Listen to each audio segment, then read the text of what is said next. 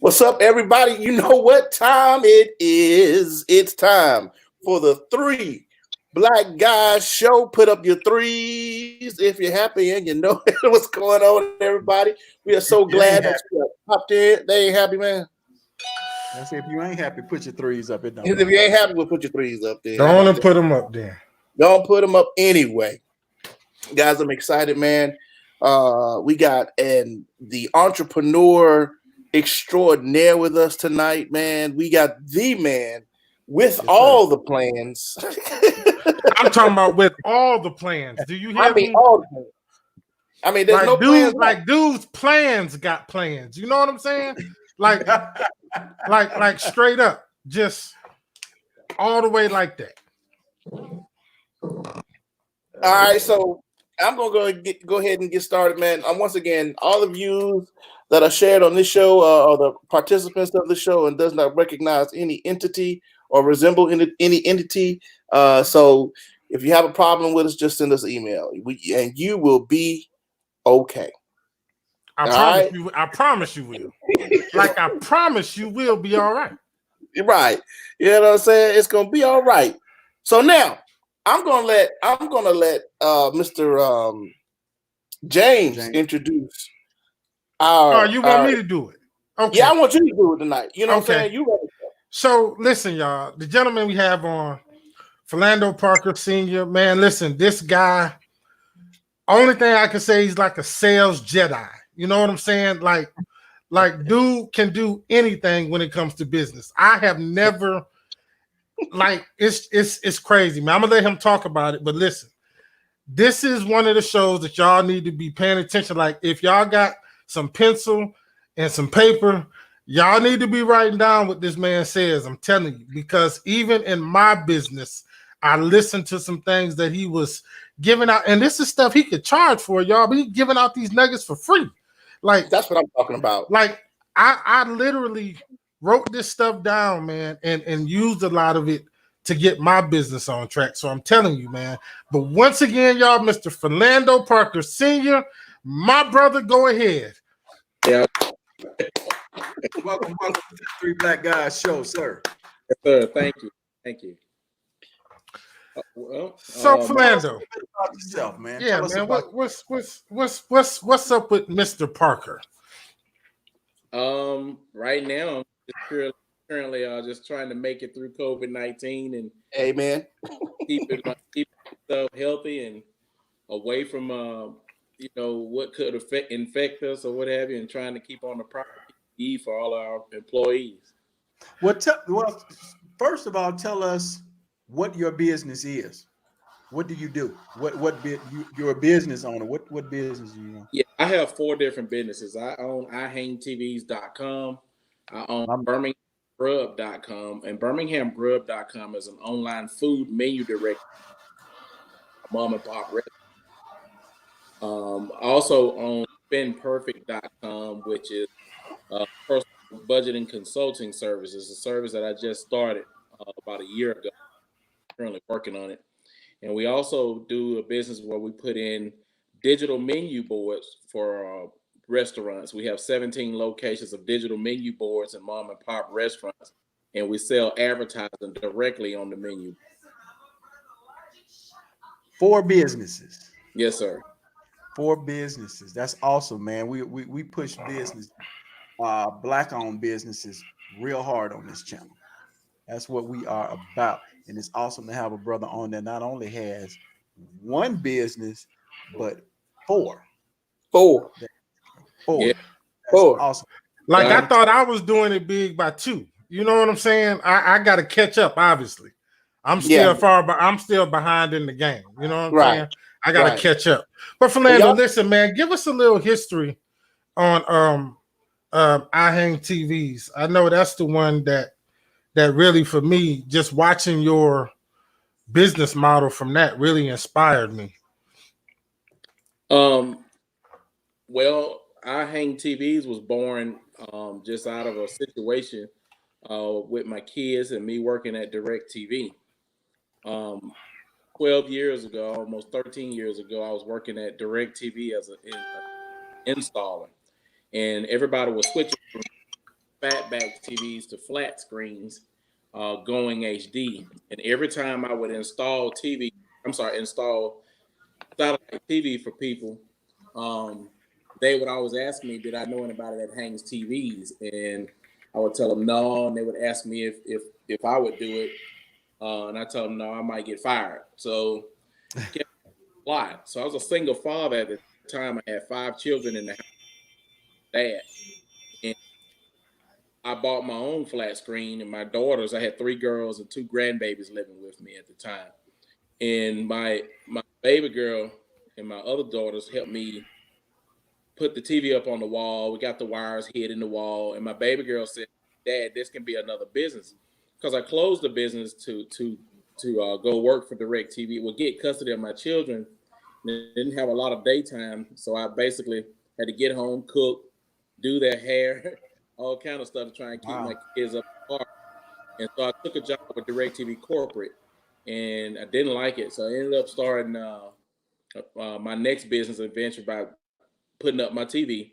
So I would tell people that would ask again, like they're knowing about Hang TVs, I would try and tell them how they can hang their own TVs. They would ask me what I do. I kept telling them, no, I may get fired. So I went to my supervisor, asked him, can we refer people to hang TVs? I was getting a lot of people asking. And he told me no. And when I researched it, I saw Best Buy was doing it. I asked him again. I said, well, what about Best Buy? He said, no, you cannot refer any DirecTV customers to anywhere that would hang TVs. I said, okay. So to make a long story short, I end up hanging TVs when I got off work. Told one guy how to hang his TV, and he said Best Buy was going to charge him about $500, $600 to hang the TV and leave the wires hanging. Wow. And we do that type of install today for $99, and we actually put the wires in the wall with it. Wow. And but I tried to tell him how I did mine, and he told me, said, man, if you do my house, I'll give you $400. And at the time, I was on $12 an hour. And so I told him I couldn't do it while I was at work. I would help him when I got off. So I got off work the next day, and I went and helped him, got his TV on the wall. He gave me $400. So I start telling people if they need their TV installed, when I got off work, I would install their TVs. And I was doing that for a little while. And then one day the field supervisor came out to a house. I just finished up putting DirecTV in. I was doing my normal job. He told me that they wanted me to come to the office for a meeting. So I got to the office to talk to the supervisors. They was like, are you starting a business? I said, no, I'm not starting a business, whatever. Are you hanging TVs? I said, yeah, when I'm off work though. And they said, well, and then one guy said, well, what if DirecTV want to hang TVs? I said, well, okay. I mean, the whole long story short, I didn't know that hanging a TV while I'm off work was a problem. So they told me that they felt like that was a conflict of interest and suspended me suspended me indefinitely. I didn't know when I was going to go back to work.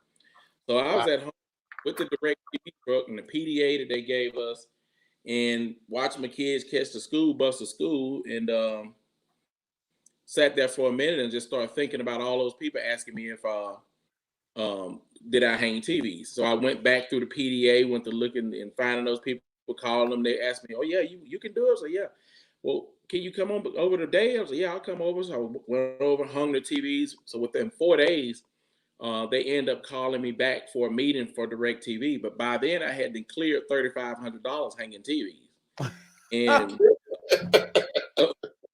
so they called, and they say, well, Ferlando, we're willing to give you another shot. Are you willing to be a company man and not try and start a business and installing TVs? Well, by then I had a good taste of that 4-day run money. Right. And it was a, and I was really considering it because of the health insurance on me, my kids, and all of that. And then he said that I could not hang TVs when I got off work. And I told him, I said, look, I'm gonna be honest with y'all. I can't kill my dreams to help y'all. And so I basically gave stuff back and left and went home and got to work. My background is sales and marketing. So I was able to create the logo, or create what I wanted the logo to be, the colors I wanted, and built a website, named the business a website, I Hang TVs. it just took off. You know, the more that first guy, when he gave me the $400, he started telling all his buddies and all the people at TVs I was in.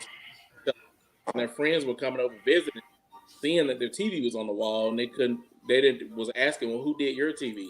And so the word of mouth got going. By the time I hit TV, it was about 3 years later. I got on TV and with Fox 6 and just kind of winged it, man. It's a long story, but I just ever since then, we have been climbing in numbers and number of people and just keeping the brand growing. And we've been good. Ferlando, man, that is an awesome story, and one of my great takeaways that I'm going to keep with that is I can't kill my dream helping y'all. Yours, Doc. That's that heavy in my spirit right there, Doc. I had a business before that. I used to own promotions team. Well, we sold subscriptions for DirecTV and Dish Network, and we used to have tents on side of the road. And I ended up closing all that because becoming a single father, 5 kids, and a couple of them are babies, it's hard to just leave and go and work all day to 8 o'clock at night. And these kids ain't took baths, ate, all of that. And their mother, it wasn't anything wrong with their mother other than the fact that she was just negligent and just took more of their friend, And she wasn't the mother figure that she needed to be a little bit more tougher on them to raise them in proper fashion. So I took her to court and won the case. End up custody of all of it. Wow. Wow. And that's something we rarely see, that men get custody of their kids. So that speaks a lot about you. I'm looking at your page and I see a lot of orange and blue. Any particular reason?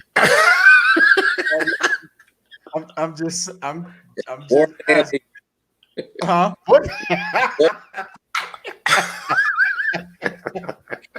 I was wondering, I get that a lot everywhere I go. If I could do it all over again, I probably did it. But it was a pride situation when I was trying to figure out the color. I was going to them or the Dallas Cowboys, and it didn't dawn on me that I should have kept everything neutral back then. Just buying all our trucks last year in August, and so we put the Alabama and Auburn team on the truck. Wow. So a little bit more in the middle for us now, I believe. I hope. Hey, that's awesome. I'm looking at all of the areas that you service, man. That's let's go through some of those areas, man. Of anybody that's watching, I mean, we got, of course, Alabama, Birmingham, Bessemer, Brighton, Hoover, Hueytown, Gardendale, Greystone, Gaston, Anniston, Highway 280, that whole corridor, Calera, Chelsea, Montgomery, Huntsville. I mean, if anywhere in Alabama you need a TV home, Douglasville, Atlanta, Chattanooga. Right. You gotta keep going.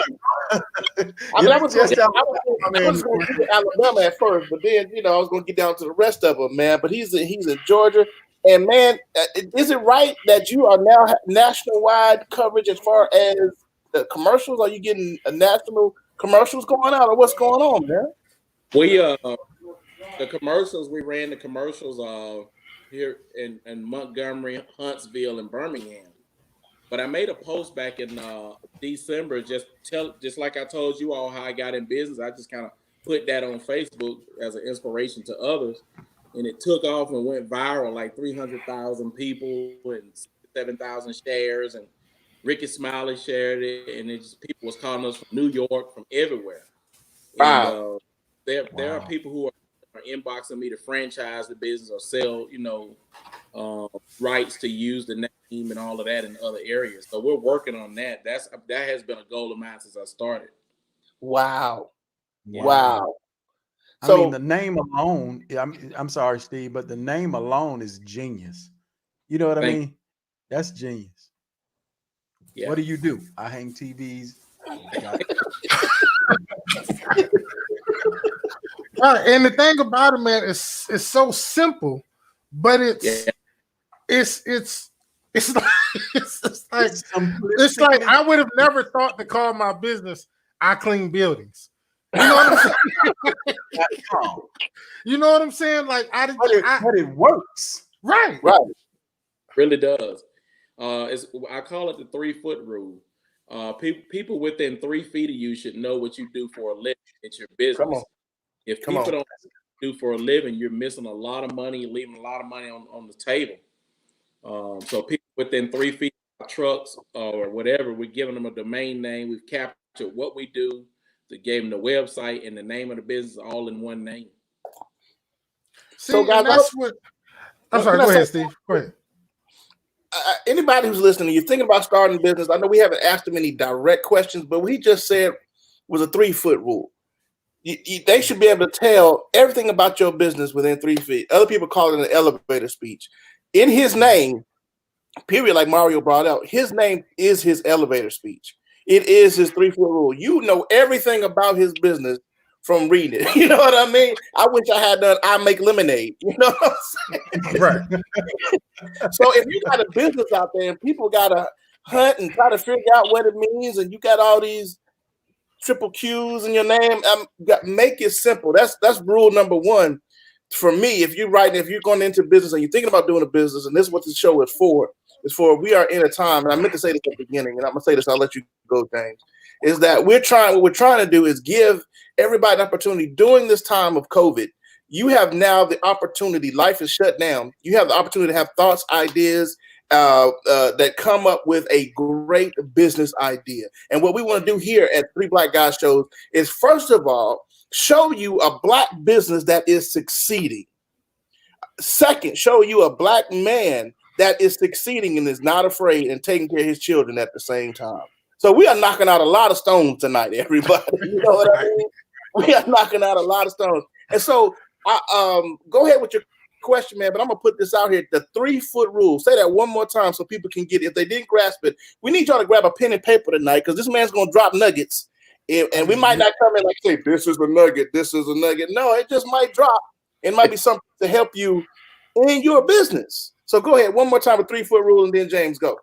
All right, the 3-foot rule is what people who come within 3 feet of you, whether that be in person or within your vehicle or what have you, they need to know what you do for a living within 3 feet from behind you, on side of you, approaching you. They need to know what you do for a living. On our uniforms, we have it on the shirt, left chest. We have it on the arms, or both arms. We have it on the back behind the neck. We have the logo on the jackets real big, and we have it on hats front and back. So those are things that people know about us. I even have these wristbands that we have some of the guys wear, or whatever, that people know. I have one actually on both arms. So 3-foot rule is that people need to know what you do for a living, whatever it may be. It's the 3-foot rule. So here's my thing. So this is what, like I say, I had been listening to you talk about things on Facebook for a while. I remember one time you was talking about putting signs on your vehicle so people, when they drive by, and the crazy part about it is I tried it. And I said, okay, I'm going to get me some signs to put on my vehicle. And I'll be doggone, the second day I'm riding around with these signs, I'm getting calls from people talking about, hey, I need a quote for cleaning this and quote. And I'm like, I'll be done. Listen, so much to the point where I had to take the signs off. Because at the time I was working a full-time job and a part-time job. And I just did not have the time to do all the cleaning that these people was calling trying to get. Yeah. And I was like, man, like this dude really know what he's talking about. But let me tell y'all the kicker. A few years ago, Ferlando, you tell me how long ago this was. I'm driving down Roebuck Parkway. I see him on Facebook Live out in front of his office with his trucks, wrapping his trucks, okay? He's wrapping the trucks himself. So I go down Roebuck Parkway. I'm like, man, I know this dude. This is like 9, 10 o'clock at night. I said, man, I know this dude ain't still out here wrapping these. I'll be doggone, man. Ferlando out there with a razor blade and stuff, man, wrapping these trucks himself in the Hang TVs logo, man. I'm not mad. Like, I'm not mad at it. They charge about $400 or $500 a truck to wrap them. So what I do is I go to these people and I make deals with them to buy the stuff they need and pay them a little over to have them cut everything.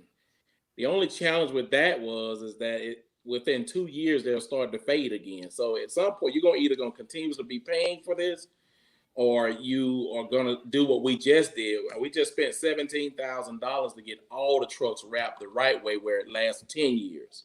Okay. So we'll have a clean look for a long time. But yeah, if you want to save, like I was tripped out because I know I wouldn't have the patience for that. Like just watching him do it, the tediousness of it was, man, please. After about an hour of that, man, I'd have been calling somebody like, hey, man, I was just playing. I'm gonna go ahead and give you this money. I'm gonna bring these trucks to you, man, and y'all going to handle that. But once again, it was the dedication to making his business do what it do. You know what I'm saying? Right. And it was for me, like watching people like that is the reason why I was able to get my business to the point to where it sustained itself to where I could start another business and do what I had to do. Literally following things that other people did, things that Ferlando did. Ferlando, you got to talk about that penny thing, man. But like that right there, man. Like I still haven't fully grasped it. Okay, but it's amazing. All right, so a lot of people who are in saturated fields or whatever, where like barbershops or beauticians or what have you, I learned this from watching things as a young man and listening to a few friends of mine that we talk about how do you get in a crowded field and find ways to beat everybody at the game that everybody's playing. So it's called a penny that doubles itself every day. It's worth more than $100 a day.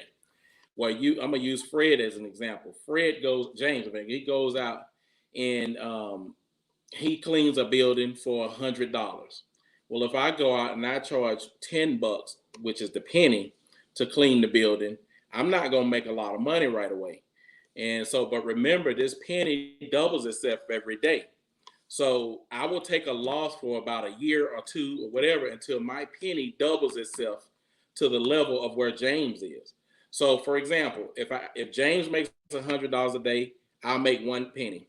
Tomorrow, James makes another $100, I'll make 2 pennies.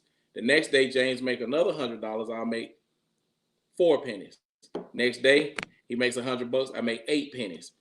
He makes another $100 a day, 16 pennies. $100 a day, 32 pennies.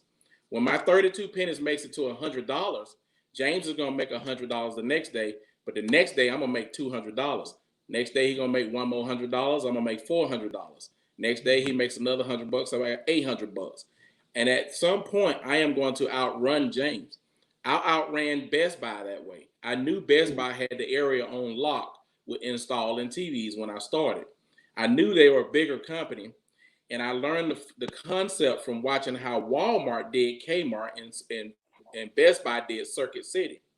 So what they did, with the way Walmart did Kmart, is they came out with falling prices, slashing prices, getting people in the mindset and the concept that it could be cheaper at Walmart.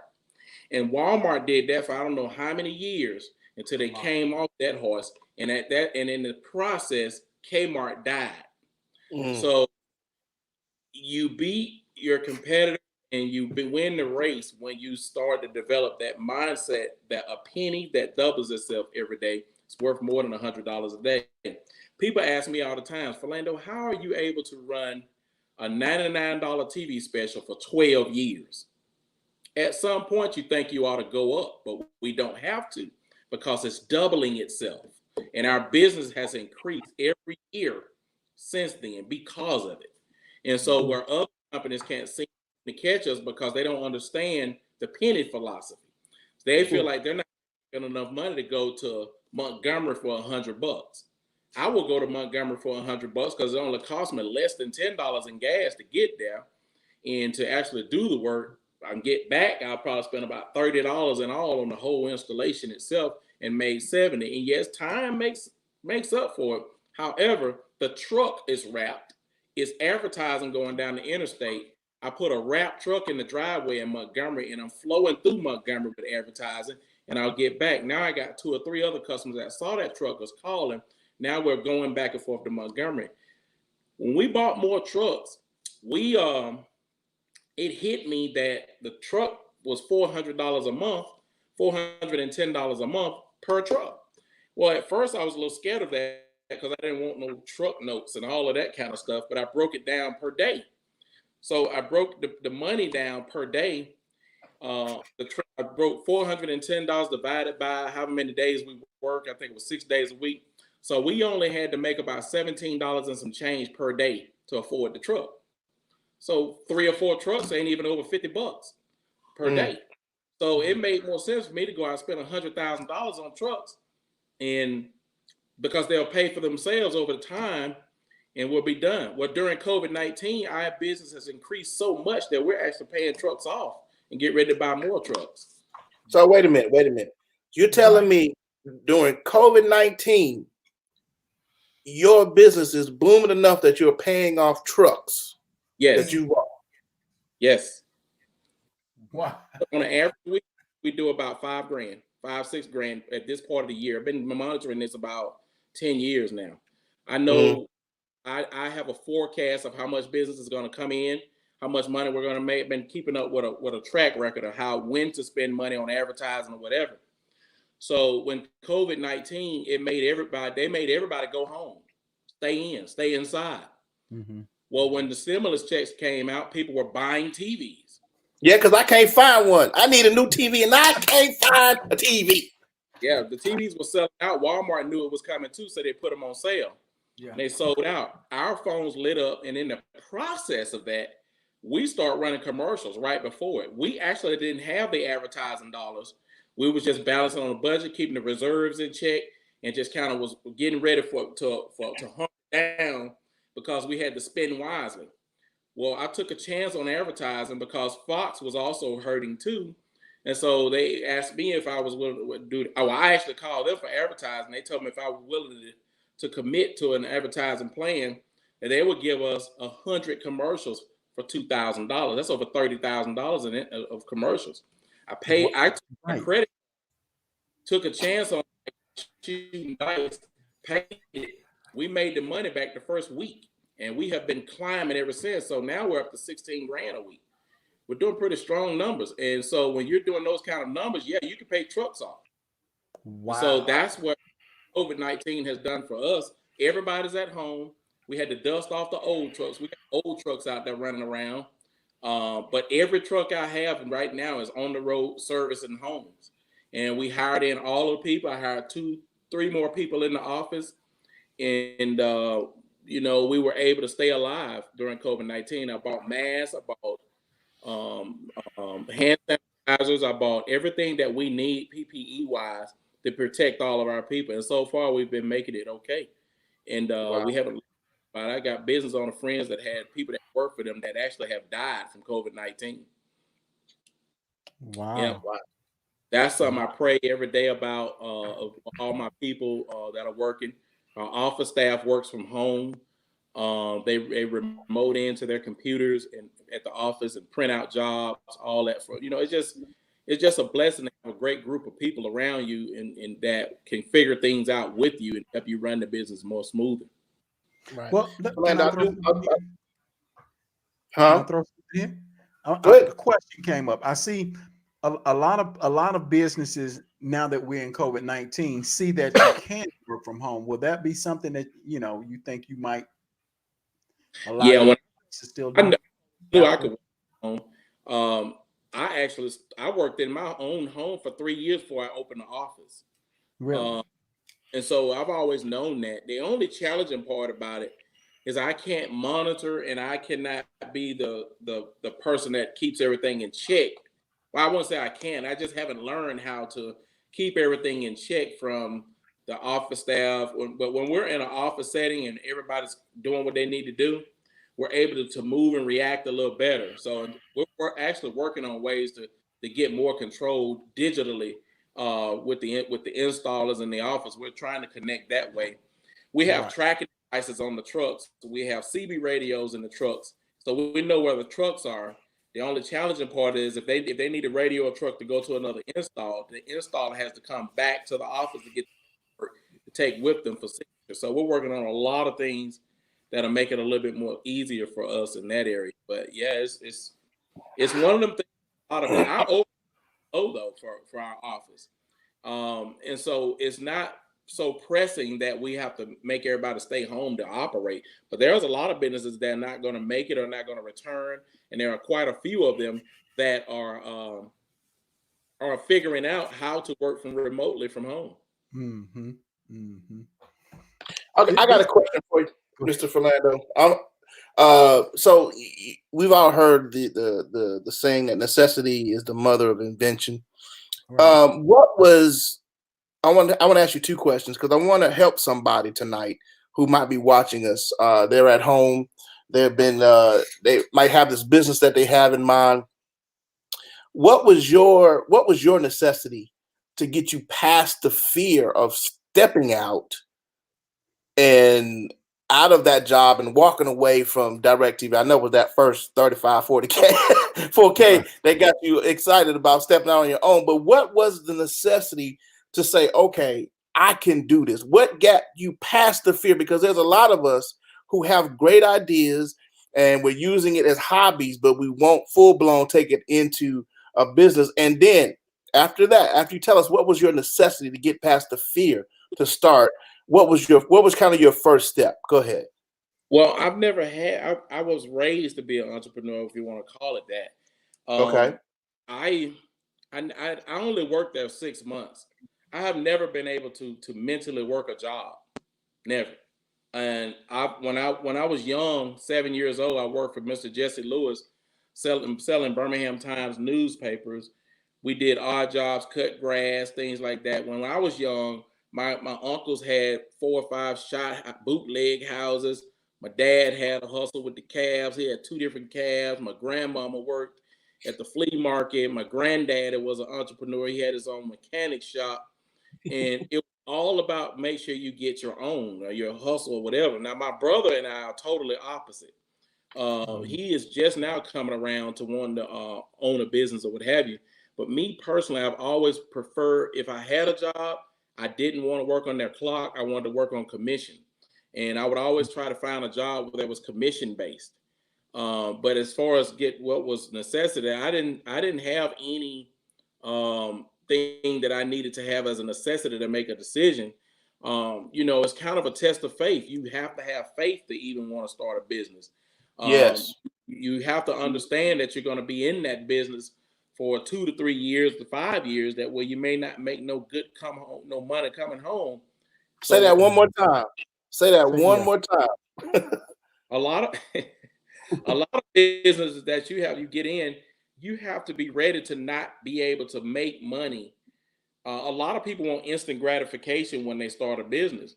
A lot of people want to go out and spend money. They don't know how to separate the money or what have you. But when I started my business, I didn't have any money. I cashed my last check and paid my child support. And so when I hung the TVs, I came up with a plan called 30-40-30.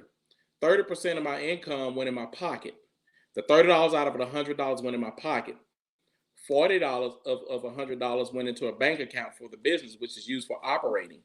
The other $30 would go into a savings account, which is a reserve that I always put away as I'm doing the job. So every $100 bill is a 30-40-30 concept, and that has carried us ever since then. There is no way for us to go out of business operating like that unless. Okay, wait 1 second. I'm gonna stop you when I see the nuggets. When I hear the nuggets, that could be helpful to somebody.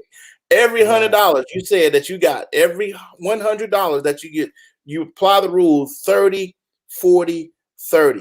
All right. Yes. That's 30 goes to the pocket, right? Did I get that right? 40 goes to the bank for the business. You're investing into yourself. Is that correct? That's how we get trust. And then 30 goes into savings. I want everybody to catch this now. We got these stimulus checks going out here, and we are buying TVs. Some of us are buying TVs. But if we apply this 30-40-30, once again, 30 goes to the pocket. That's pocket pays the bill. No, we have a song like that. Forgive me. 30 goes to pocket. 40 goes to the bank of investing into your business. and then 30 of it goes into savings. Now go ahead. I just want to make sure that everybody got it. That was Yes. good. With the 30, 40, 30, that's what helps us Steve. stay afloat, in business. But I didn't need any necessity. I didn't have to make a certain amount. What was helpful, though, I will admit this, because it's tough for people who are not wasn't in the position I was in, because I had 5 children. I was also on Section 8 and food stamps. So I had a little bit of cushion to kind of give me some hope moving toward it. However, I knew that if I made $50 a day, that's $1,200 a week. A month that I would make from my efforts, and then I didn't leave home unless I was going towards some money. I have a hard time leaving home, and I'm not going towards some form of money because I know that if I leave home with $100 and I come back with $99.99, I'm going broke. I just instantly think that way. So, I have a meter in my head that if I go out and I get back home and I'm $1 less, something wrong. I messed up. I done lost some money. I better have a new way to figure it out the next day. And that's just that's the whip crack mindset that I have on myself to stay, and that's just, I'm not perfect, but I do know that if I figure out a way to create a mental rule book, it keeps me and anything I do relevant. It keeps it moving in a positive direction, and keeps me away from negativity and negative situations. That's good. See, it was that type of mentality, man, that I listened to you speak that really helped me. Like, because beforehand I was just bad with money. Just straight up, just terrible. Even when it came to my business. I've been in business literally since 2003, and just within the past 2 years, I've been able to actually live off my business because I didn't follow simple rules. If I made $100, it was $100 that I was spending. Period. Like that was that was my $100. I just made it. I'm going to spend it, and that's what I did for the longest. And I would go and I would buy some supplies here and there, or if I needed some equipment, I'd go buy some equipment. But as far as putting something back for operating expenses, that wasn't heard of, bro. If I went out here and I did a floor job and I made $1,200, baby, pack up. We going on vacation this weekend. You know what I'm saying? that was me, man. God send people your way, baby. He sent. And so I'm listening to Ferlando, like, you know what I'm saying? Like if you leave home with less money, or you come home with less money than you left with, you going broke. And I'm like, nah, I ain't going broke. I'm finna make some more money. But I started to see it though. Yeah. So what was happening was I started to see that I was actually losing accounts and losing jobs because I didn't have the money to be able to actually do the job. There you go. So I had people calling me, James, we need, I got 10,000 square feet of floor. Can you come do it? And I'm looking like, well, I can't do this by myself, but I ain't got no money to pay nobody. I ain't got no money to go buy these 2 extra machines I'm going to need to get this done. I don't have the money to go buy the wax and the stripper I need to get. You know what I'm saying? So I saw myself actually losing money because I didn't have money to put back into my business. Yeah. So that was a wake-up call. Like, I literally messed out on a very large contract simply because I didn't have $2,000 in the bank. $2,000 would have got me what I needed to be able to handle this account. And this was a $300,000 a year account. Yeah. That I could have had, but I did not have that money. That woke me up. Yeah, that woke me up. That's what I was talking about with COVID. When you have to have operating money or expenses, what have you. We've gotten low before on operating expenses or what have you. But if someone calls us out to perform an installation or whatever, or to do anything, the way our business is set up, we collect money from them. If it's a large job, we collect half up front. But we always have money for fuel costs. Right. We have money for all parts, mounting brackets and all of that. And the 30, 40, 30 of every install and every turned in keeps payroll already there waiting on you when it's time to pay everybody.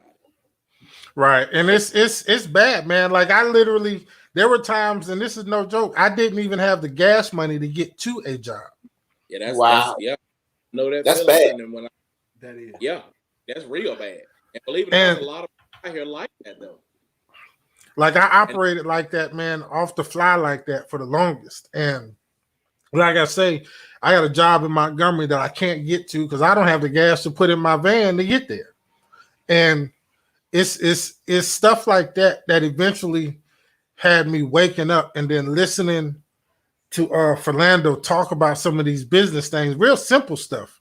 Like real simple stuff. You know what I'm saying? That just wasn't hard to, like, I didn't have to go to no business classes and go no seminars and all that. Just little simple stuff, man, that really helped me to say, okay, if you do this, your business will take off. Like with the signs, man, with the signs on the car. I mean, I thought it was useless. I'm like, man, I'm gonna buy these signs just for nothing. Ain't nobody paying attention to no signs, man. And literally, this is no lie.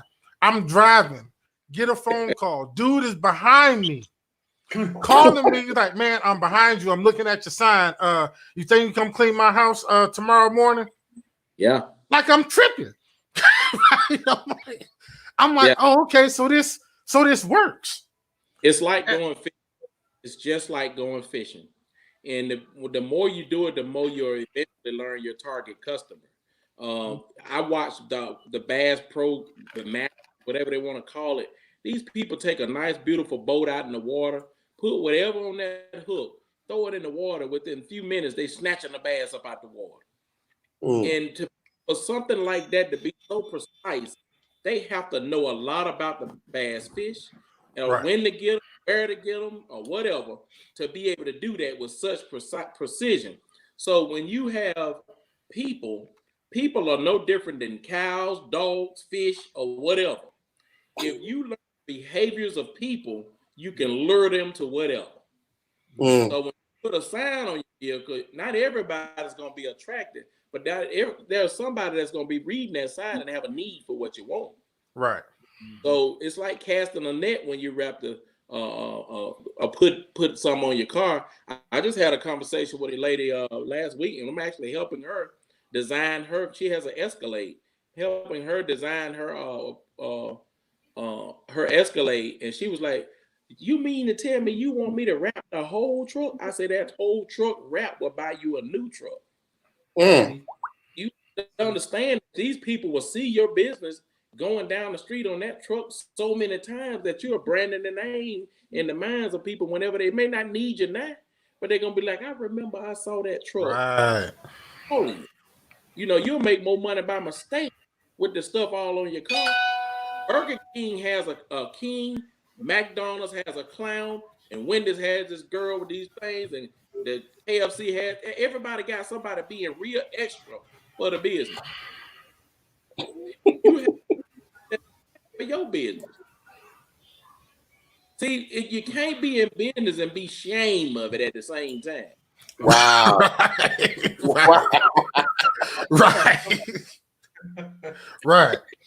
Right. Like it was for me, man. It was, you know, I'm a man, and for the longest, like I've been doing this. I mean, I've been cleaning buildings for 25 years, but it's, you know, it's not very honorable to go around here telling people you clean toilets for a living. But yes, it is. But what I learned that. Yeah. See, I learned that. And so literally now, if somebody asks me what I do, I'm a janitor. I clean toilets. That's what I do. And well, see, what you need to do, let me tell you something. What you need to do is give it a nice name like they give it at these hospitals stuff, and quit giving it the most vulgarest name you can think of. Like EVS. There you go. Environmental services. Yeah. You got to give it the name that sells. You giving it the name that they ain't got to pay you much. How you present yourself. Right. That is what you're saying. Yeah. Right. They know you the CEO and you sending people in to do the work. But you know, if you give I had a conversation with a guy, man. Y'all might know him. It's Carl down there. He owns Auto Trade. down in front of Sweet Tea Restaurant. Tire. Yeah. He used to have a business named Carl's Mobile Tire Service. And he would have a uniform on with Carl on it and Carl's Mobile Tire Service on these 2 patches. And his biggest thing is that he would go out to different business, try to get them to, partners, do business with him. And he said that they would always try and talk him down on his pricing.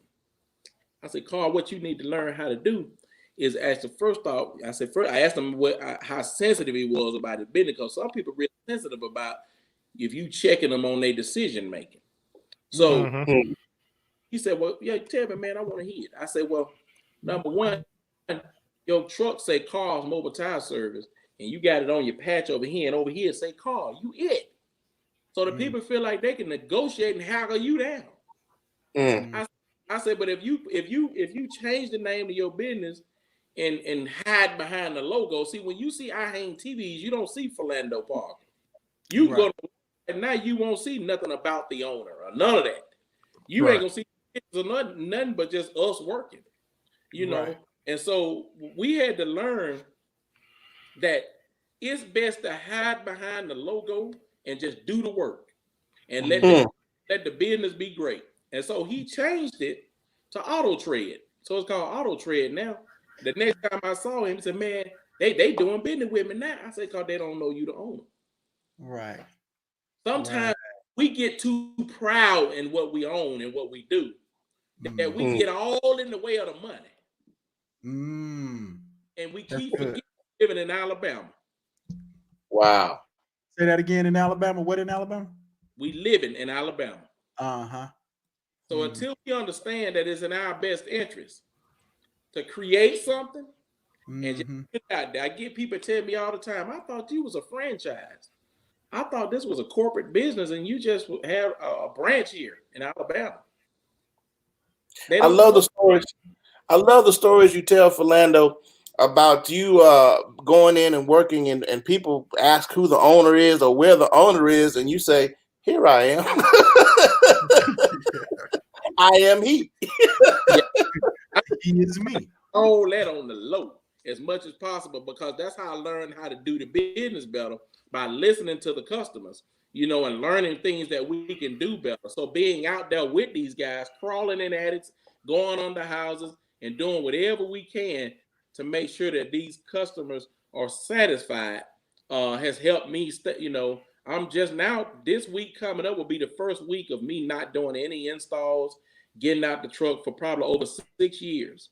And because we've hired in so many installers and so many office people, we're getting so much heaviness in the office that I got to go in the office next week and hang in there with the girls to train the new people and try and get everybody to mellow out and learn how to do their job the right way in the office.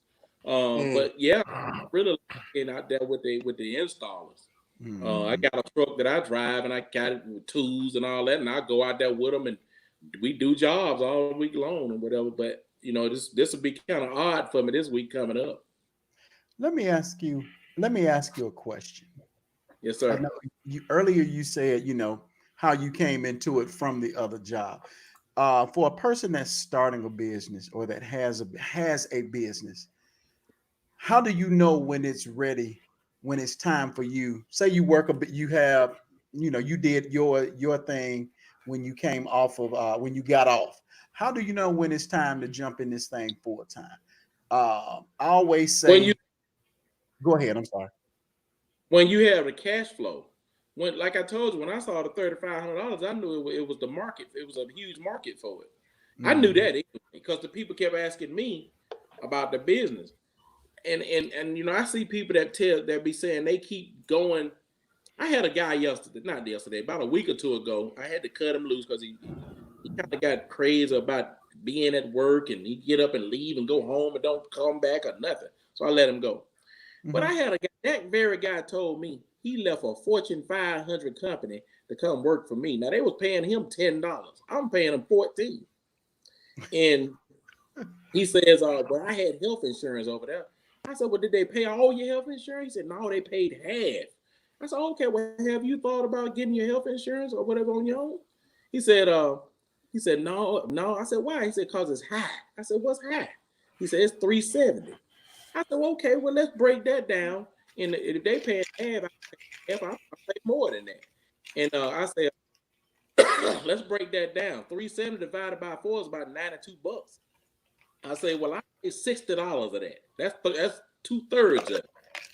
I say, and you pay the rent, $30 a week. It was a week or whatever, $30 or whatever a week. And I said, that ought to be enough. I mean, don't you think? You feel like you need a little more off of it, or do you pay less? And the guy making $14 an hour. That makes up for it. You see what I'm saying? So in his mind, it's up here. Right. It's up here, man.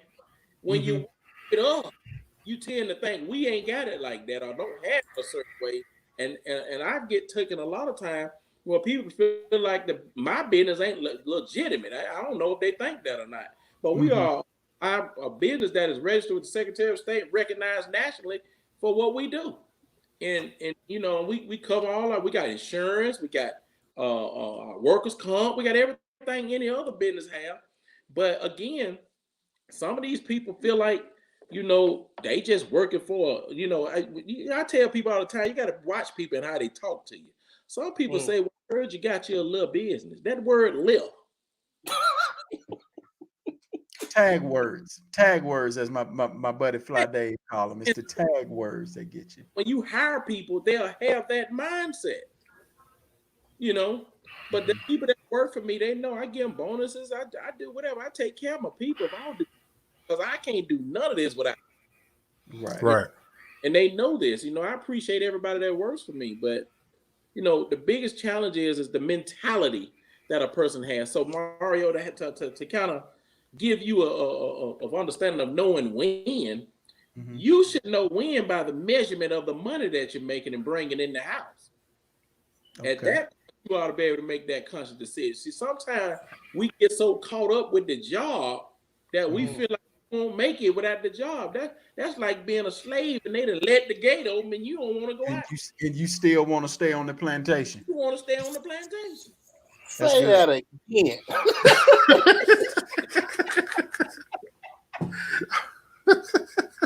It's the honest truth, though. And they done let the gate open for you. And then the killing part is your job is not secure. Right. They can kick the skate out from under you with that job whenever they feel like it. Right. See, but you are financially strong and empowered and in full 100% of control of your financial destination when you own it. Right. You can write your own check. When I write my check, they print it with my name on. I sign my own name on it, sign the back to cash it. So it's always invested to find ways to be powerful. Until we can see that, that you're gonna always have that mindset. Like I say, I see a picture of a horse chained to a plastic chair, and he don't know better. He don't know. So if you right, I got the analogy. Yeah. Okay, so we got a few more minutes, man. We're gonna go through what I called a lightning round of questions or statements that we need to make. So you had touched on, I want to get to it too before we go, is that you had talked about the mentality of an entrepreneur.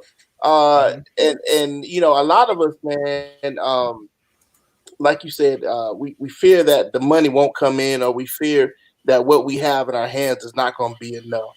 And you touched on it a little bit. Is there anything else that an entrepreneur needs to take care of mentally before stepping out there? Some of the things that maybe that you struggle with, that somebody that's wanting to step out, was there anything that you had to struggle with mentally for you to move forward? You talking about with starting the business? Yeah. Was there anything that just mentally that stuck that you said, I this is holding me back and I got to get rid of? Anything like that? I can't think of that. Ready to go. I can't really think of it because I knew. Well, see, for me, it's the opposite. And I don't know. I've been raised that way that you know, ever since I was 20 years old, hanging in the streets, hustling, doing whatever. But when it's the opposite for me, going to work a job will itch my soul. I can't work like it would. Listen, it's real tough for me to go work anywhere for a whole hour and don't get but $10 or $15, $20. Mm-hmm. No, I had a guy tell me one time, he was painting my car. I got an old school car. And he said, man, I got to get out of here. Like, get out of where? Painting cars. I had a job making $15 an hour. I said, really? I said, well, how long it take you to fix this car? He said, oh, your car will be ready about 3 o'clock. It was about 10 o'clock in the morning. I said, oh, okay. I said, but I'm paying you $1,500 to do this car. I said, now I would have bought all the material and everything and graciously paid you $15 an hour for the whole day. You got mad. Ended up no. So right. His mentality was that he needed to be on the plantation and he'll feel better. That was me. That was me. That was me all day, man. That was the security, the so-called security of having that job kept me from actually just going out and getting my business to where it needed to be. And for years, that's the way it was. I mean, because I'm getting this check every week or every 2 weeks. I know this check is coming, but I wasn't thinking past that. Like, I wasn't thinking that these people can fire me when they get ready. Yeah. Like, like just when they get ready. And so things like that kind of started going through my mind and said, okay, at some point you're going to have to get out here and, like you said, work on your dreams because I was working for other janitorial companies, man. There are companies right now that are making a lot of money off of plans and processes that I put in place for them. Yeah. And it was to the point to where I'm like, why can't you do that for yourself? Yep. And so when I started doing it, then I started seeing it, because even to this day, I still have companies calling me, wanting me to set up accounts for them, wanting me to come do walkthroughs for them so the account can be bid properly. They want me to staff the accounts and get everything set up. I mean, these are companies that are making a lot of money. And I told myself, if I can do this for them, ain't no reason why I can't do it for myself. See, the biggest challenge I hear a lot of people talk about, especially business owners, there are business owners out here been in business way longer than me. But I think I'm more of a hybrid business owner. I have a sales and marketing background. I have the ability to go out and find customers with no problem. I know how to generate business. That's a huge difference than a person leaving a job, don't know which way go, left or right, whatever. So that was me. Yeah, I sympathize. But I'm like I say, my background ain't really running around with a drill installing TV. I make more money with an ink pen than I do with a drill. So having that mindset, that ability to start something for me is no problem. That's why I own multiple businesses, because I understand the concepts to get the businesses started, and I understand what it takes to get it rocking and rolling. Whereas a person may don't have all of that experience, all they knew is what they were doing on the job, and they just research what they want to do or haven't experienced. But my whole life, I've been experiencing dealing with people. You know, I know how to fish and get them to buy whatever it is I'm selling. See, that's one issue I have. I'm not a salesman. Like, I'm not. Never have been. That's just not my forte. Be careful with saying that. You can right, bro. You have to learn to develop certain skills enough to navigate what you're trying to do. Let me tell you something, Jane. I don't own a high school diploma. I don't have a degree in nothing. I ain't never been to college. I ain't never been to no classes or nothing. I come straight out the streets, the projects, the poverty-stricken areas you can think of. That's Ferlando. And what taught me how to be the man today is the experiences that I went through. Right. And going through those experiences and challenges in life helped me become the man I am today. by learning and centering myself around people who were doing better than me and can learn from them. Right. All the people that were less than me, I'm cool with them, but I don't find myself taking comfort in the everydays with them.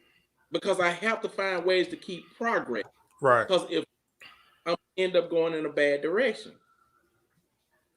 So you have to learn the places you go, the things you do, and the people you hang with have to be positive role models that's going to take you in a direction that you want to be.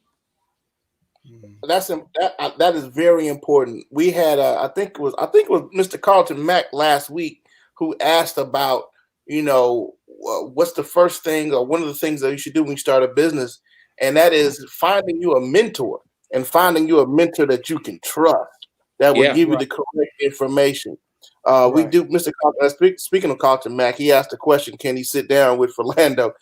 The number's on the screen, bro. You can call him, and I'll leave that up to him, or whether he can talk. But I do want to ask you one question, and I know we're gonna keep going as questions come. Is somebody say that somebody has their idea, they got it packaged all up, it's all ready to rock and roll, and so they've done the stuff they need to do with the government. They've got the LLC, and it's just ready to go be shot out the barrel. What should that person then do to get their business? I'm talking about they've got to get their business started, and they're still hesitant about that, about what they're printing out or pushing out, or the product, I should say. I'm sorry, I'm having a rough time tonight talking. Anytime business owners get to a point where they got all that done and they hesitant, it's some hindering them from moving forward, and also somewhere in their mind that's got them kind of jammed up.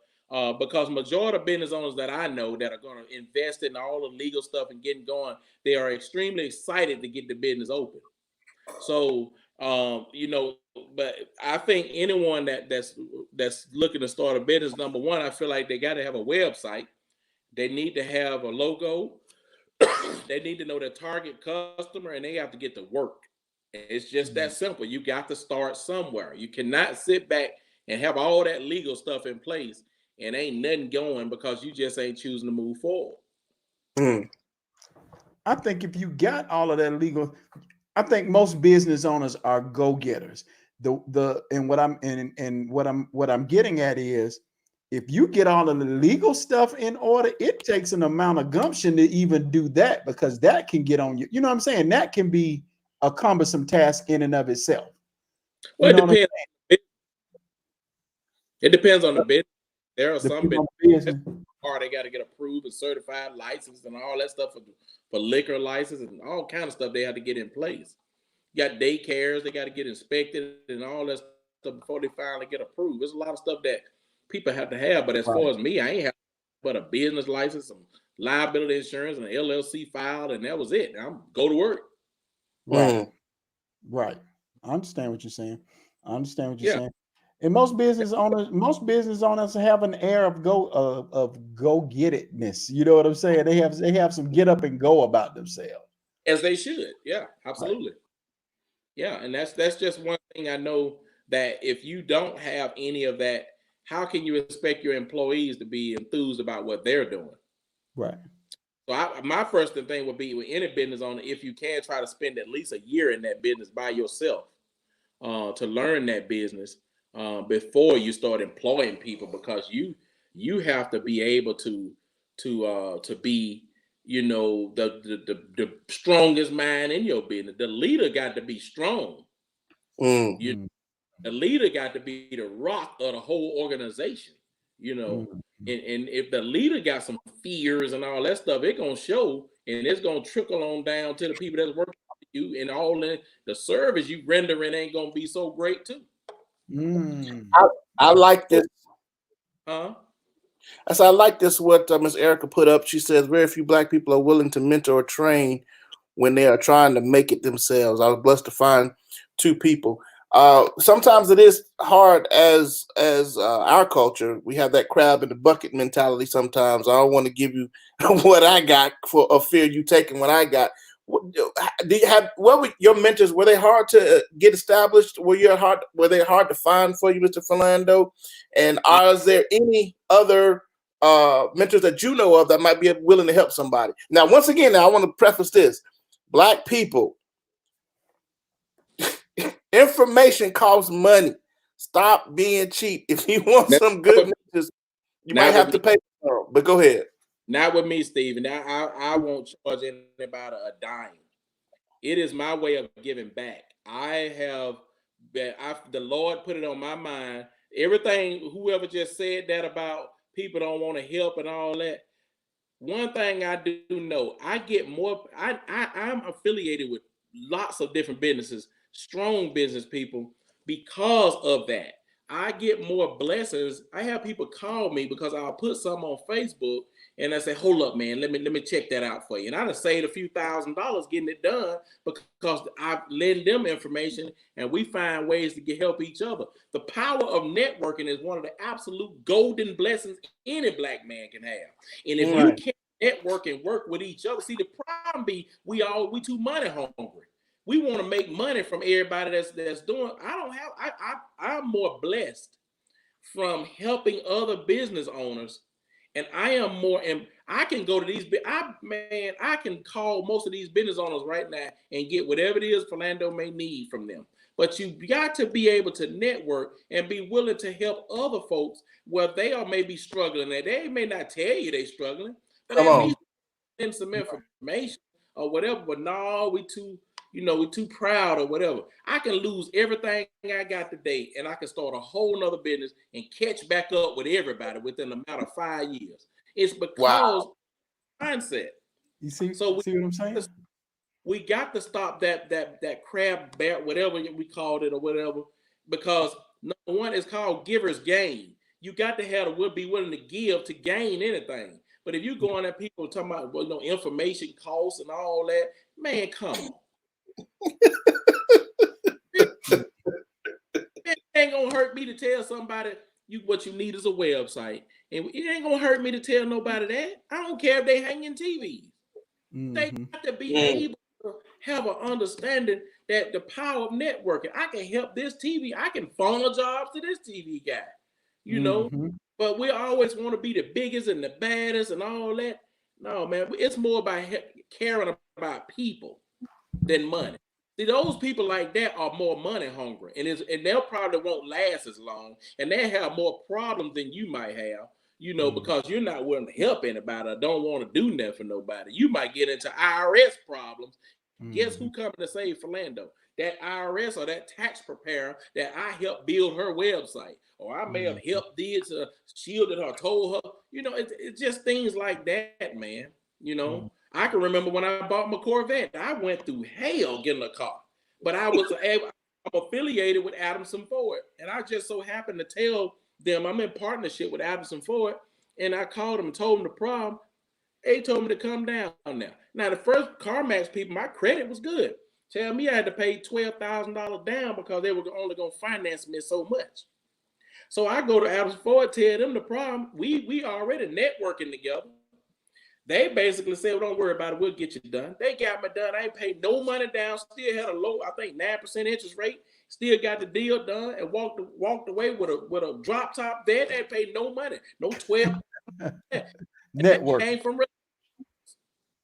you having relationships will always work. You can outrun any business owner in this city when you have relationships. Yeah. Say that one more time. Yeah. Relationships. You got to have relationships in this world of business, man. You can't be out here don't want to help nobody, whatever, because you don't never know who you gonna need in this world. Back a few years ago, it was a family of 15 that got evicted out of a house that they rented with an option to buy. They paid $8,000 for the house up front. The lady ended up letting the house go in foreclosure. And the people, it was a mother and a father, and they also had 13 kids living in the house. Now, it's hard to rent a house anywhere, but they was willing to put all the money they can find to try and rent to own this house because they didn't have no credit or anything. Well, to make a long story short, they ended up getting put out the house. They was living hotel to hotel, running out of money. I got wind of it because I saw it on the news with Rhonda Robinson, got involved. He ended up raising $23,000, found them a property over in Titusville, got all of my business owner friends, all the ones I'm talking about networking with, went in this house, gutted it out, got them to the closing table with another business owner friend who's a lawyer who did the closing and all of that. Got another one over here that did everything. Long story short, they in a house paid for. Don't owe no money on that. They living good to this day simply because I saw a problem. I called upon all of my colleagues that I'm in friends with, that I network with, and we all got together and did this for this family. See, it was that, man, because I went in there and refinished the hardwood floors for them. They put new floors in, and I went in there and did the floors for them. And it was because, man, like I saw Ferlando, how passionate and eager he was about getting this done for these people. And me being in some of the situations that I've been in with having to live in hotels and being homeless and actually sleeping on the street. Come on. For me, it was easy. It was like, man, I gotta go and give them this time. Like I gotta go and I got you. I understand. I came from poverty. I understand. Why would I turn my back because I'm all right now? Right. So all of us has been through some things and fell short of the glory of God on a lot of things. But at some point, we got to be willing to be a blessing to somebody. Yeah. So if I'm right now, I'm on this thing with y'all. If I'm helping, there's somebody being helped with this information. It is. Right. It is. You see what I'm saying? So sometimes we got to get out that mindset, man. And if we don't break ourselves out of that problem right there, we're going to spin that circle and fall around 3-4 more times. Y'all going to fall off and there's going to be some more come up. It's going to be same old problem. We all over. I'll be 50 this year. We all looking like we're around getting there. So we got something back. Right. You see, man? We got to reach back, man. We got to help some folks and pull them ahead, man. You can't just say I'm straight and you get it how you live, and you're going to have to pay me $100 for me to come over there and show you how to get your tax ID number.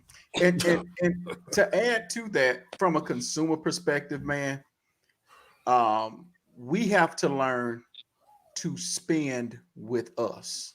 We got to learn how to keep our dollar in our community. That's easy when we're networking. See, so that's the only way. That's the only way we're going to be galvanized to come up out of this thing as a community. We got to stop this crab in the barrel mentality, and you got to actively seek Black-owned businesses to spend your money with. Until you can become a financial force as a people, we already be taken seriously. We already just ain't pulling it together. See, we got to. Say that again. He said, I don't know if everybody heard him say, we already are, as a community, as a Black community, y'all, we already powerful. Very powerful. But right, until we become unified with our dollar.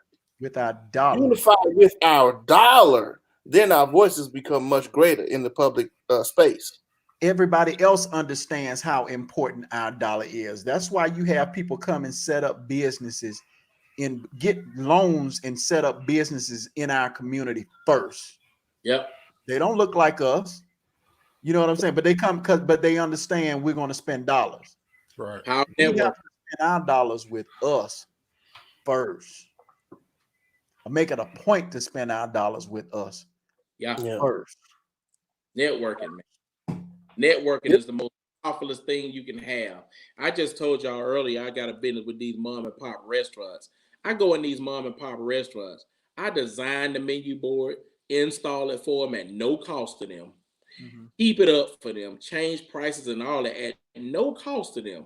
Only thing they have to do is buy the type of TVs we need, and I keep that thing up for them and up and running in exchange for them letting me do advertising or put advertising on their menu board.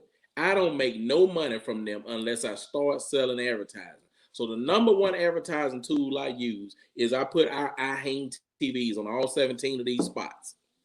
That's the number one thing, keeping that part rolling. And other companies, people that come in and want to be on there, they pay us to be on the menu board. That's how we make money from it. It's just a seed planet that's helping the mom and pop restaurant display their products a lot better, and it gives them a lot better credential. I'm working with them, they working with me, and it all works out. I have been in a wing spot and saw exactly what he's talking about. I'm in a wing spot looking at the menu, and up comes his advertisement. I'm like, this cat right here. But that, Ferlando, that is genius, man. It is, ain't it? You are providing. I mean, basically, what he's doing, he's providing a space. He's helping out a customer, but providing a space for his advertisement. And then because of that space, he's given other people can buy space where he's created. He's created a space to make money. That's ingenious, man. It's the seed planting. You plant the seed, you spend the money into because you're gonna spend the money with advertising, shooting dice to see if you can get some customers, or you can take that very money and partner with a business to create something they need, put your advertising on it, which frees the money up that you was going to pay for advertising anyway. Your advertising is going to stay there forever until it ever comes down. Now you helping the restaurant and you sell advertising on it too. Genius, man. Genius. God. Dude, I mean, I'm sorry. He has created a space that makes money. I hope y'all listen to this. He has created a space. Not only does it help, but he creates a space that makes money. Yeah, and I was spending $60,000. Man, I spent so much money just on Fox, paying them $4,000 or more per year, with more than a month. My bad, $4,000, $4,000 or $5,000 a month advertising nonstop for years, and that money was going down the drain. And I said, man, I got to take this money and I got to reinvest it or repurpose it another way to where no matter what, we are branding ourselves a little better, more profitable in the neighborhoods, and we're helping other small businesses. And that's what we did. And I come up with that way. Coming back from Tennessee, I was leaving a funeral, and it hit me. I said, I know what I'm gonna do, because I used to buy postcards and take the restaurant's menu and put their menu on one side, put my ad on the other one, and give it to the restaurant. But if they change the price, they throwing the postcards away. That made me mad, man. So I said, you know what? I ain't doing it no more. And then what made me come back to it is when I learned how to create a digital menu board. Yep. So that business works out. So I mean, this is. I love it because when I'm not trying to get too spiritual, guys, but man, these are the ideas that you guys are coming up with while you're sitting at home doing this COVID-19, man. And don't be scared of the idea. Flesh it out, man. Do as much as you can. Create that space to create wealth, man. God gives us witty inventions, man. You know what I mean? And so, I mean, to me, that's the most amazing thing I've heard today, Ferlando. It really is. And these are the ideas that you guys are coming up with. Right. Right. Touched my phone and it popped up. So, James, you got any more questions, sir? Nah, man, I've been picking Ferlando's brain for years. It ain't gonna hurt me to do it again. So, hey guys, we got a couple more minutes, guys. Anybody out there that has a question for Ferlando, man, please put it on the chat. That's why we have him here, man. This is an opportunity. We are talking to a man that has multiple businesses in a gazillion locations that he services, man.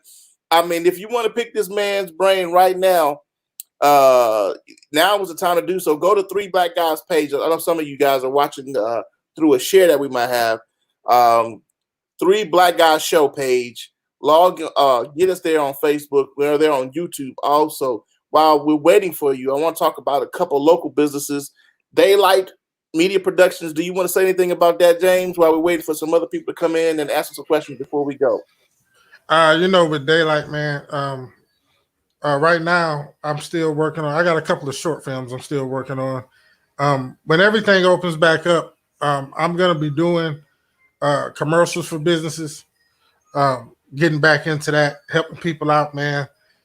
You know me, I'm all about helping that small person who might not be able to afford a good commercial that he can put out on social media or put on TV or whatever.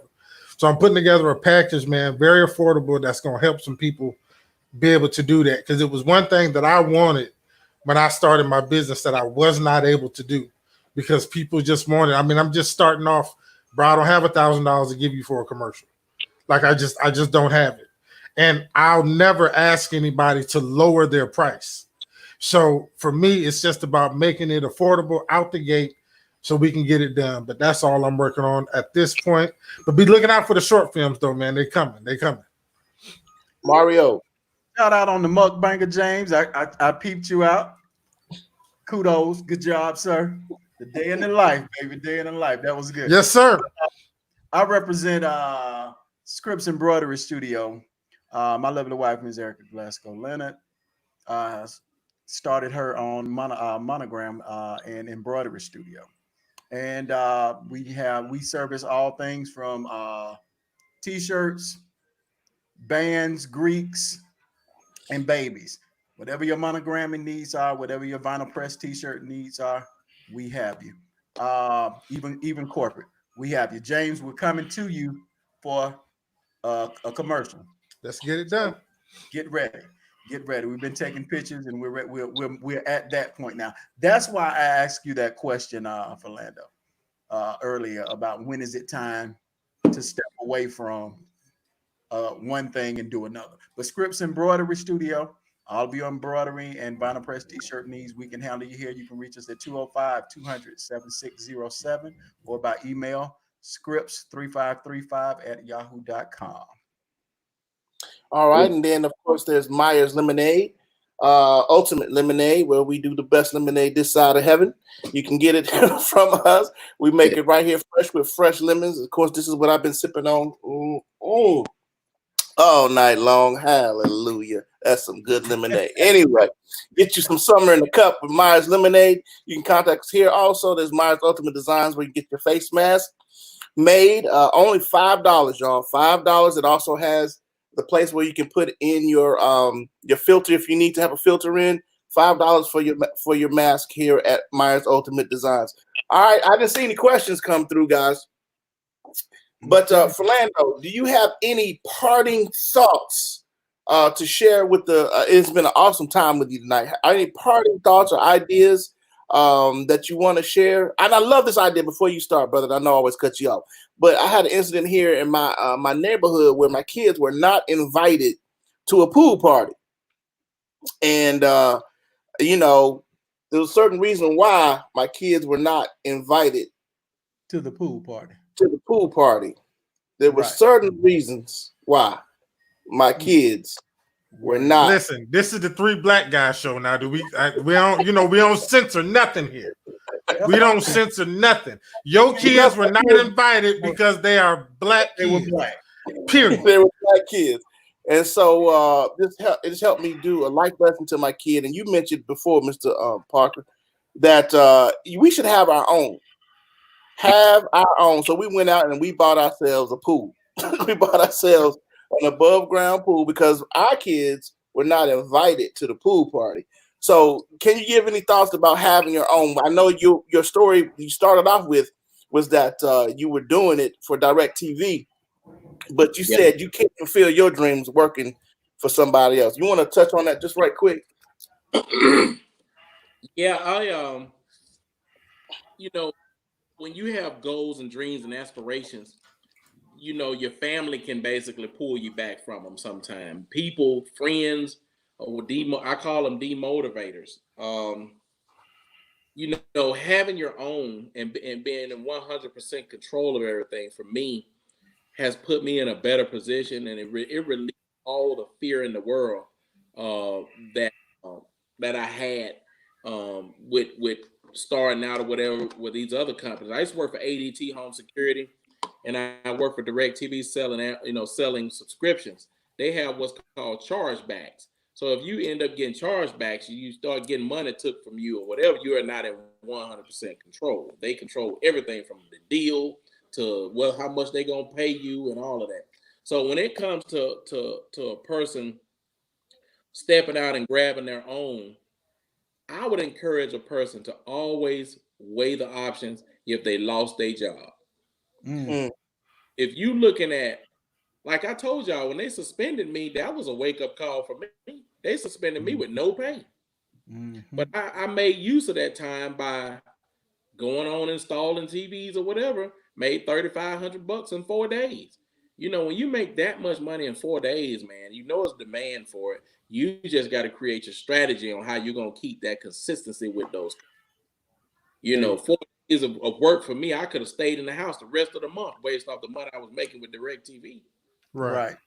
So that's what keeps me fueled on what we do. You know, when you go out and I always tell people this: if you're gonna do a business, look at the ticket of the transaction, the amount, because that will sometimes discourage you too. If you own a business that like $10 per transaction, you need volume. You need the penny that doubles itself every day. You really need volume. That's what some discouragements and some people getting worried about leaving their job are self-inflicted problems that are not thought out. So if a person thinks out the transactional cost, most of the time you got to understand the duty that comes with it. So if you don't understand the duty that comes with the actual transaction, that could be an issue. Like you take a plumber. A plumber can go out and do a 4-hour job, make $9,000 for this job, and go home for the rest of the month. But if he's a consistent worker like I am, he gets up every day, 5 days a week, going out and knocking down $1,000 here, $500 down, another $1,000 here. You can get hooked on that. But the problem is like what James said earlier. He made $1,000. He spent that $1,000. He made $9,000. He bought a bike. He done did this. He done did that. That was 30, 40, 30. There was no way doing it in a fashion where you got to find a way to make yourself comfortable. Right. Because if you play that last 30% in the bank, you making money. Right. You just tend to think you're not making money because you're doing what James doing. You go, I did. You go out there and spend all the money up. Now you back at square one. Every time. Every time. Yeah, I'm talking about. If I made $30 on the job, man, we finna go eat $30 worth of food. Let's go. And then, I tell people this: be good at one. Be good at one. Really, really. I own for a bit. Well known for I. Be good at one thing because that money is gonna always be there to protect you when working. My other businesses are only created for the purposes of something to fall back on. That's it. You know, TV installation probably won't be around forever. It's like wallpaper wasn't. Wallpaper went out of style. Folks were painting and moving wallpaper. The wallpaper people didn't have to go out of bed. They chose to go out of bed. They could have started taking wallpaper removal services. You know, they had a database of customers that they already wallpapered. All right, guys, we need to fold it on in. We need to fold it on in. James, any parting words? Nothing, man. Nothing. Like I say, I picked Ferlando's brain all through the year, so I'm just going to continue to do that. But listen, man, this is a show that y'all might need to go back and listen to again, man, to write down some of this stuff and get some of this information. I'm telling you from experience, it works. It's helpful stuff, man. Just make sure y'all do what y'all need to do, man. This is the time to do it, though. A lot of people sitting at home not doing nothing. This is the time to think about, like he said, this is showing you what happens if you would lose your job. Right. This is showing you right here. So if you know right now that it's not too good for you, then you ought to be right now. You can see the future if that job was to let go of you. So this is the time, man, to put some of this stuff in practice. Get that idea out there, organize your hustle, and let's get this money, man. I do a show every morning on my Facebook page. I go live weekday mornings at 6:30 a.m. and we have what's called straight business talk. And everybody get up around 6:30. We go to logging in and they go to bring all kind of subjects and we discuss. We're going into our 5th week. This will be the number 5. And it's going pretty well. But it's something that, you know, that's neat. And I do it for free out of my heart, you know. That's awesome, man. That's Mario, you got any parting thoughts, sir? Parting thoughts, man. Let me just say, first of all, Ferlando, thanks for coming on and dropping these nuggets, man. You have blessed a lot of people tonight. You blessed me. I just thank you, man. I really appreciate that. Appreciate you letting us prick your brain. My parting thought is shop black. There you go. Shop black. Keep your dollar in your community as long as you can keep your dollar in your community. So Absolutely. Black. I need to get with you and purchase some stuff from you, man. I heard you say earlier do monogramming, and that's something that I can see what I can do, but I need to force a way to spend money with you. Okay, no problem. Yeah, I don't mind. No problem. I'll give you the stuff when we get off here. Okay. All right. Ferlando, I'm gonna let you have the last say. Can you just share more about anything else you want to say about your business? I'm gonna put the site up so people can see it. And just go ahead and talk about your business right quick, and get your advertising. Go for it. Well, our business is hangtvs.com, where we install TVs as low as $99.99. We actually do TVs over the patio. We do outdoor TV sound, indoor sound, surround sound systems. We do custom installations, or you can see on our page there's videos of different custom sound. We can hide your cable box, DVD player, anything like that device-wise, or in the closet, out of the way, or in the kitchen pantry. We also do an installation called Zone Free Gaming, where we can take a child PlayStation, Xbox, and connect it to every TV in the house, where the kid can play anywhere in the house on any TV, or you can play different wall. Yes, we could do that. It's called zonefreegaming.com, and that's the name of it. We do man caves. We put in projectors. We do outdoor speakers around the pool, where we put rocks out there that look like rocks, and they're speakers.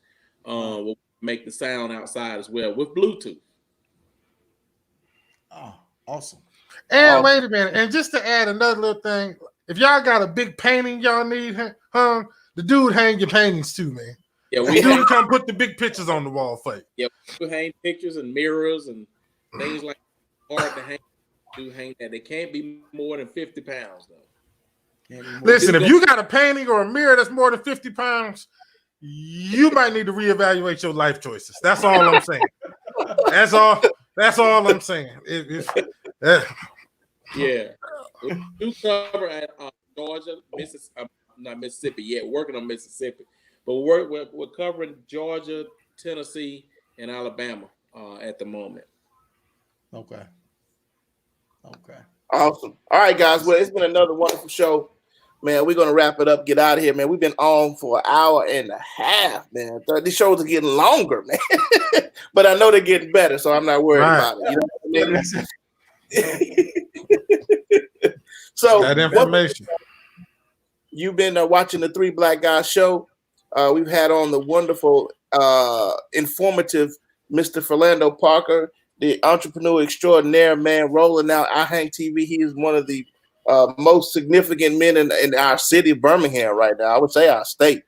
As a black man who has his own business, taking care of his kids, man. He's for the Dallas Cowboys, and that's okay. That's okay. Represent. Right. And hit us up next week. We're here on every Sunday night at 8:30 p.m. Three Black Guys show, man. Representing for the culture. We love giving you guys information. Of course, next week, man, we might be talking about the shooting again. So we'll see what happens. We'll see what the news comes up with. We also talk about COVID. It's like being at the barbershop but being at home, guys. So, but we don't talk too much junk. We try to have some facts going with our stuff. All right, guys. Mario, James, Ferlando, put your threes up. You've been watching the Three Black Guys show. We see y'all next week. Next week. Stay on the line, Ferlando.